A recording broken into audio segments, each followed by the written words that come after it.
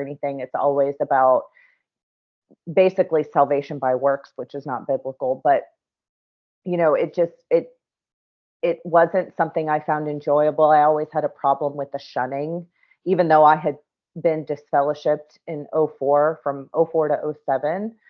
I felt that I deserved it, and I took the shunning from, everyone shunned me, like the anybody in the organization shuns you, including your own family.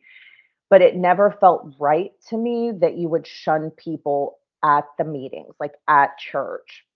I got it, oh, you run into them at Walmart, like you don't socialize with them, fine. But it didn't seem right to shun people in God's house, essentially. So there were always certain things that I felt were unkind and cruel, but not enough to doubt the whole religion. It was just kind of something like, well, I guess this is how God wants it, so we do it, but it doesn't seem very kind.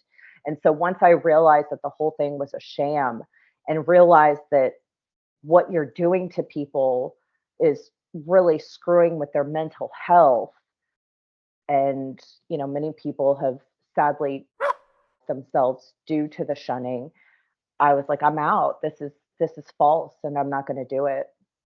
So they did, like, talking as most other groups do. They just keep you so busy you don't have time to question it. And like you said, you were raised into it, so there really was no other way. That was just your reality. So when you start questioning it, it kind of turns everything upside down for you.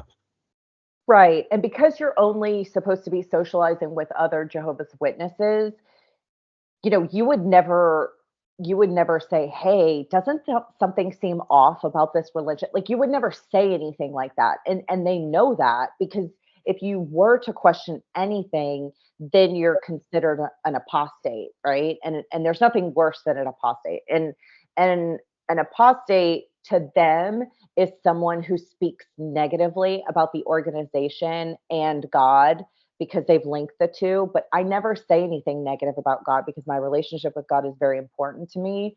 And they don't, the members don't see that. They go, well, if you're saying something negative about the leadership or the organization, then you're an apostate and you've turned against God.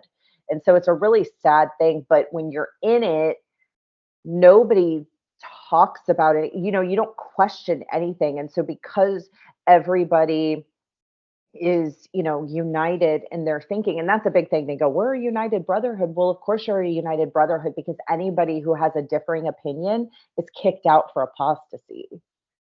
I had a friend who, she left the organization,